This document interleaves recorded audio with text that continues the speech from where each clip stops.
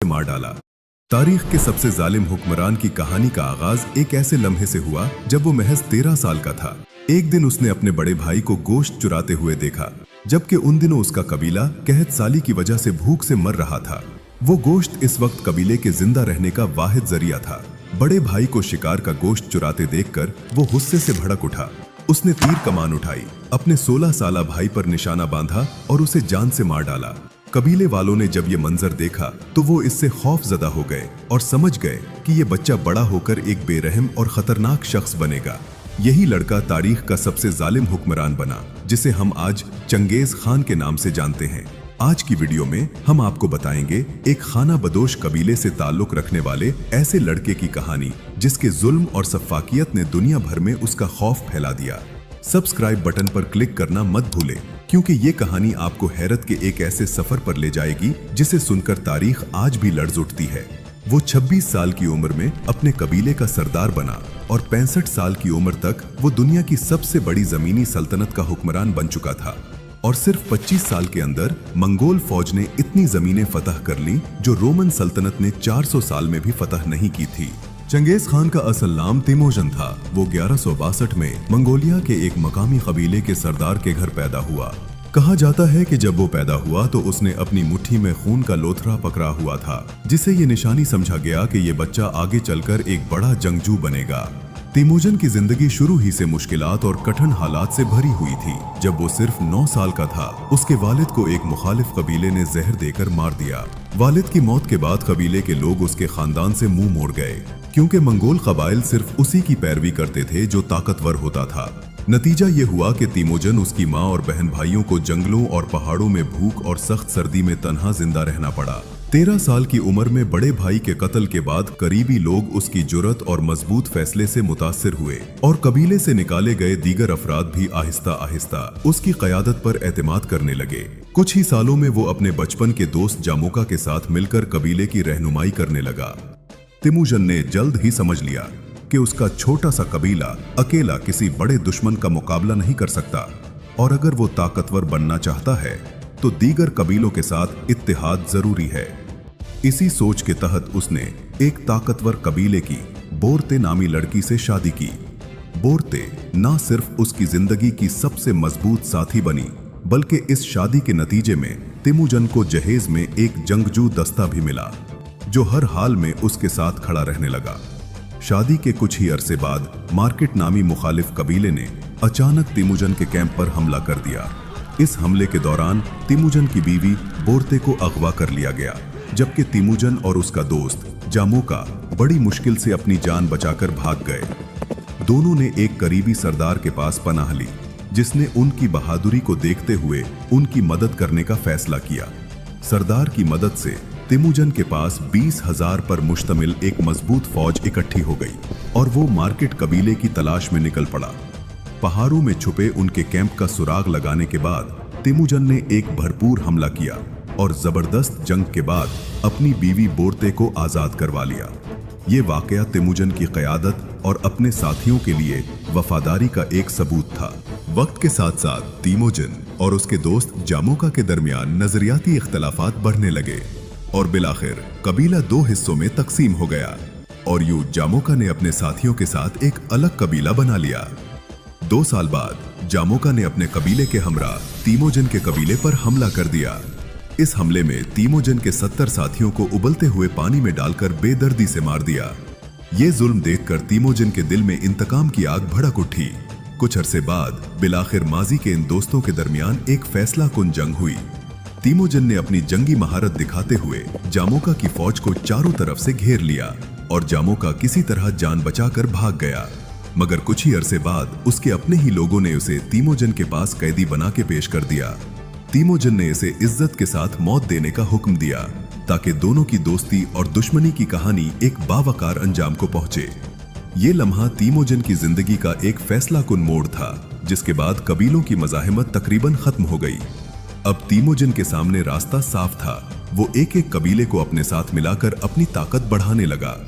1206 में तिमोजन को तमाम मंगोल कबीलों के सरदारों ने मुत्तफका तौर पर चंगेज खान का लक़ब दिया, जिसका मतलब था दुनिया पर हुकूमत करने वाला।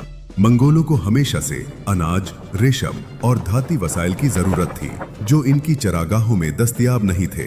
इसलिए वो चीन की सरहदी रियासतों के साथ कभी तिजारत और कभी उन पर हमले करते। 1209 में उसने चीन की सरहद पर मौजूद शिया सल्तनत पर हमला किया, जो अहम तिजारती रास्ते सिल्क रोड पर काबिज थी। ये मुहिम कामयाब रही और शिया सल्तनत चंगेज खान को टैक्स देने पर मजबूर हो गई। इस वक्त चीन दो बड़ी सल्तनतों में तकसीम था, जिन और सोंग सल्तनत। चंगेज खान ने इब्तिदा में जिन सल्तनत के साथ पुरअमन ताल्लुकात कायम करने की कोशिश की और तिजारती काफिले भेजे, जो नाकाम रहे, जिसके नतीजे में मंगोलों और जिन सल्तनत के दरमियान झड़पें शुरू हो गई।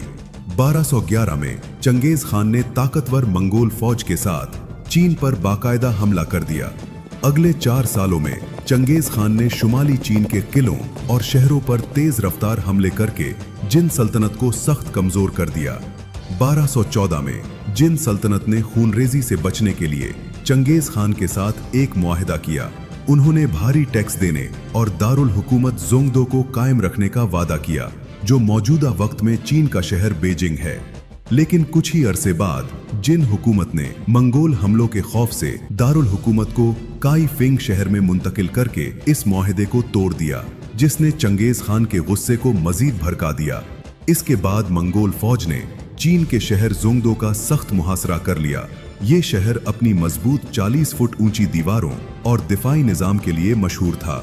चंगेज खान ने 2 साल के अरसे में 500 चीनी इंजीनियर्स को अपने साथ मिलाकर जदीद जंगी आलात बनवा लिए, जिनकी मदद से जोंगदो शहर के दिफाई निजाम को पूरी तरह कमजोर कर दिया।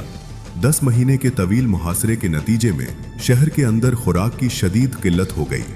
लोग भूख से मरने लगे, यहाँ तक कि शहरियों ने जिंदा रहने के लिए एक दूसरे का गोश्त खाना शुरू कर दिया। ये मंजर इंतहाई भयानक था और जिन हुकूमत दबाव में आ गई।